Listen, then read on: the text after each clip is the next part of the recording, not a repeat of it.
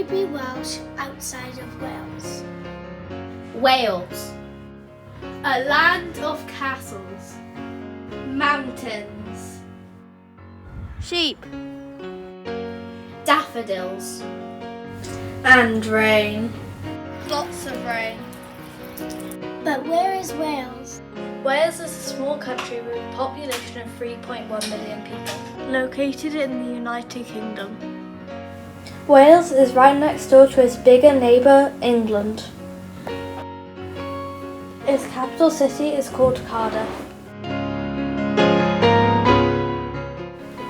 The majority of the population live in the south.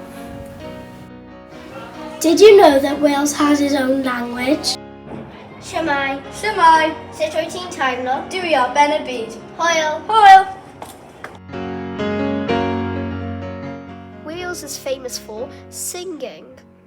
Nid o'n goefyn bywyd moethus ar y byd a ddylai man. Welsh cakes, playing rugby. And We have a dragon on our flag. but can you be Welsh outside of Wales? This documentary will look at the history of Wales, the emigration across the globe of its people, and try to answer that question, can you be Welsh outside of Wales? Wales has had quite a problematic history. The last time it was a fully independent country was in 1282. However, this ended when King Edward I of England finally defeated Llywelyn the Last, who was the Prince of Wales. For many years, the Welsh and his language has been persecuted. King Henry VIII passed the laws in Wales Act of 1535 to 1542, which annexed Wales to England. This also banned the Welsh language for having any official role or status. Ever since, Wales has been ruled by England as part of the United Kingdom. During the Industrial Revolution, many people from traditionally Welsh-speaking areas of the country moved to industrial areas, particularly in the south where they spoke English. This had a negative impact on the hometowns as more young Welsh speakers left the area. In the 18th and 19th century, a new threat to the Welsh language emerged, the Welsh Not. In schools, if children were caught speaking Welsh, they were given the Welsh Not, a sign around their neck, and whoever was wearing it at the end of the school day was caned by the teacher. However, over the last 200 years, a growing independence movement has developed in Wales, leading to the creation of a Welsh political party, Plaid Cymru. Fight over protecting the Welsh language. The creation of a Welsh TV channel, S4C. And finally, Wales voting for devolution in 1998, which established the Senedd, a Welsh parliament, giving Wales some powers to govern itself. Today, people readily decide to move across the world from Wales. There are many reasons why this happens, Such as work. economic opportunities, to join family, And to further their studies. However, this has been happening for centuries. Do you know that people believe that I, Prince Madog, discovered America in 1170, over 300 years before Christopher Columbus's voyage in 1492? That means America is Welsh. Or maybe it's not, and it's just someone else's, and I didn't discover it. The Welsh have moved across the world to avoid persecution and to start a better life. Welsh people have made a huge impact on the world. Can you believe that 16 out of 56 people, almost 30%, that signed the Declaration of Independence had Welsh heritage? One of the most famous places Welsh people emigrated to was Patagonia. Patagonia is a region located in Argentina and a part of Chile, which is found in South America. Did you know that there are almost as many penguins as people in Patagonia? It has a variety of landscapes such as forests, glaciers, snow-capped mountains, rivers, and volcanoes. Their most famous dish is Cordero al Palo, spit roast lamb. One of the most curious facts about Patagonia is that some people speak Welsh along with a native language Spanish. Buenos dias. Hwyl fawr. Adios. How did the Welsh language end up in Patagonia? Some Welsh people moved to Patagonia as they had been persecuted. They wanted to start a new colony to protect the Welsh language and culture. They chose Patagonia because they didn't speak English and it's far away from England. Also, the Argentinian government invited the Welsh to move there, telling them it was just like Wales. However, they needed the Welsh to live in that part of the country as they were involved in a dispute with Chile over who owned the land. They needed friendly people to occupy that land, so a group of Welsh people went on a boat and set sail. It all started in 1865 when 163 Welsh emigrants left port from Liverpool. This journey took exactly 2 months, nearly 10,000 miles, as they travelled from the United Kingdom to Patagonia in South America to create a new Welsh colony. The boat was a converted tea clipper similar to this one and cost £2,500 to hire. The Mimosa carried 56 married adults, 36 single or widowed men, 14 single women, and 57 children. Adults were to pay £12 and children paid £6. But if you couldn't afford it, you were allowed to go as well. During the journey, some people were taken ill. The captain tried to order that the females on board should wash and shave off their hair to stop any diseases. When they passed the equator, they had a celebration. They got a bit drunk, made rope beards, and partied through the night. Sadly, when they arrived in Patagonia, 4 children had died. However, 2 babies were born named John Jones and Rachel Jenkins. They arrived in Puerto Madryn on the 18th of July, 1865. The Argentinian government, who invited them, promised it would be just like Wales. However, when they arrived, they discovered that they had been misled. Regardless, they made the best of what they had and built a small Welsh colony in Argentina. After learning about Wales, its place in the world, and its history of emigration, we now move on to our central question: can you be Welsh outside of Wales? To answer this question, as a class, we have composed a questionnaire to give people who have left Wales, asking them their opinions on a number of questions, such as some of the following. Were you born in Wales? If yes, where? If you weren't born in Wales, where in the world were you born? If you were born in Wales, why did you leave? Where do you live now? Wyt ti'n gallu siarad Cymraeg? Can you speak Welsh at any level? Do you believe you can be Welsh if you can't speak Welsh at some level? What makes someone Welsh? And the key question is, can you be Welsh outside of Wales?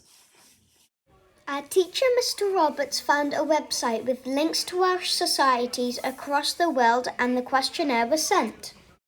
All that was left was to rate for responses. Truth be told, we weren't expecting many responses. Any would be a good result. We kept checking the questionnaire every day to look at the responses. And we began to plot them on a map in our classroom.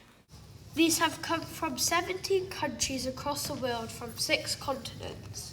We were amazed to receive responses from as far away as Japan, Australia, New Zealand, China, Zambia, and 16 different states in the United States of America. We were particularly thrilled to have some responses from Awadva, Patagonia and Argentina. We then started to look at what answers we had to key questions. For the question, were you born in Wales, 61% were and 39% were born elsewhere in the world. Out of those born in Wales, they came from far and wide. But the majority were born in the 3 biggest cities, Cardiff, Swansea and Newport.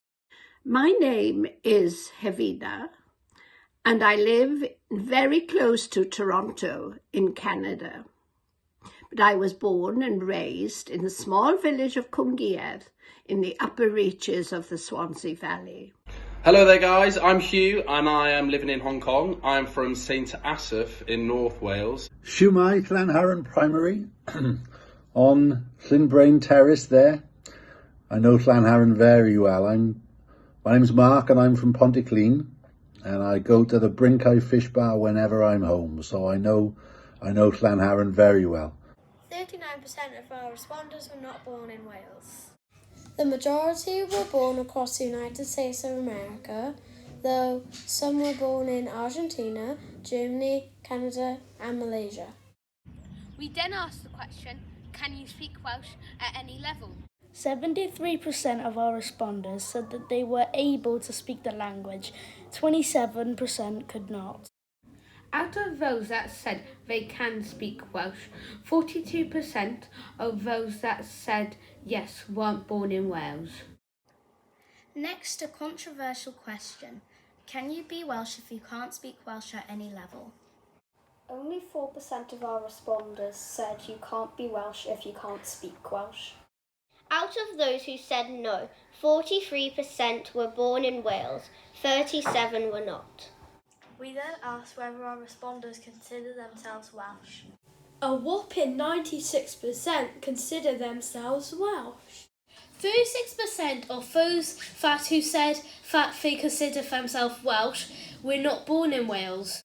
Finally, we asked, what makes someone Welsh? I think first of all it's the language.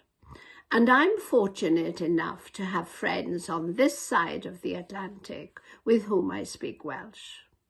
And in Toronto, we've been very fortunate to have a Welsh church, Eglwys Dewi Sant. But I have to admit, by now, it's mainly bilingual, though we try to keep up all the traditions, especially something that involves singing, like a Gymanfa Ganu. We love to sing. I'm also lucky enough to be able to teach Welsh, the language and the literature, on Zoom. And learners are from all over North America, totally eager to find their roots. What does it mean to be Welsh? Now, most of my best friends out in Hong Kong are actually Welsh, and I think it's because we all have things in common. We all like rugby. We all like hanging out with each other as friends and doing lots of activities, but I'd say we're all very, very proud Welshmen. And there's just something about being Welsh where you get the other person's sense of humour. You all laugh at the same jokes. And there's nothing better than I love doing than every year getting together for the St David's Society annual ball, where we have a room full of about 100 people, all Welsh, celebrating Wales, coming together and having a very good time. And as we all know, the Welsh are very good singers, so as you can imagine, lots of singing and some very bad dancing going on that night. My name is Tom Isaacs. I've been living in Hong Kong for the past 8 years, and I understand that you're doing a project on what it is to be Welsh living outside of Wales. Now for me it's very simple, because to be Welsh is to be proud. I'm extremely proud of the fact that I grew up in Cardiff. I speak the Welsh language, and I was also fortunate to represent Wales in the sport of rugby sevens many years ago. But what may be of interest to you is how proud my two daughters are to be Welsh, because they in fact have never lived in Wales. But because of all the things that we have taught them, from learning the Welsh national anthem to baking Welsh cakes and wearing a daffodil on St David's Day, they too are extremely proud to be Welsh. And they're always very excited to come back home to Wales during Christmas and summer times. So to sum it up, I think to be Welsh is to be proud of where we're from, who we are, and our traditions and heritage. So I'm living in Hong Kong at the moment, and you've asked the question, what's it like to be Welsh overseas? And the answer is, actually I feel more Welsh overseas.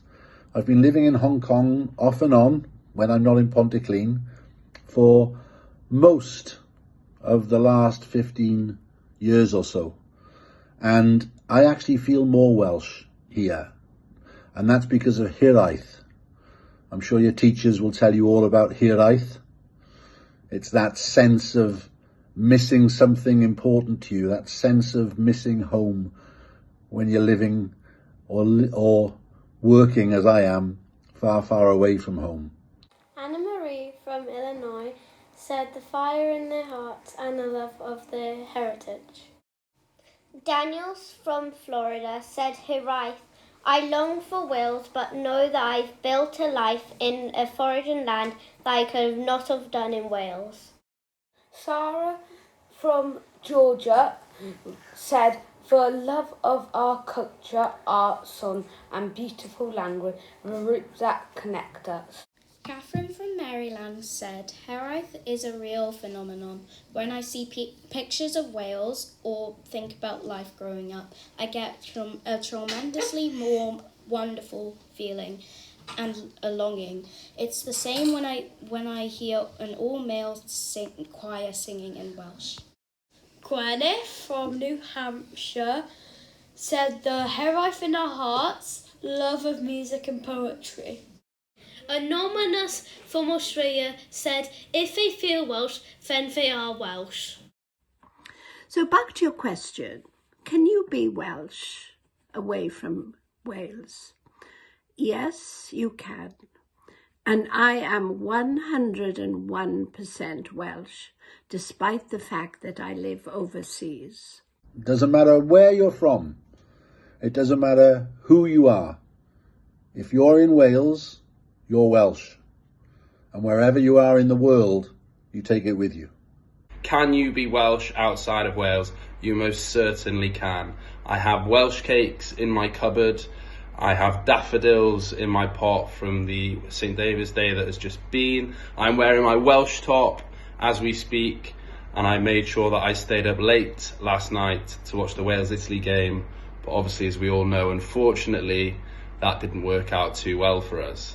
In conclusion, from everything we have learned about Wales and the emigration of Welsh people across the globe, we can only make one conclusion. You can be Welsh outside of Wales.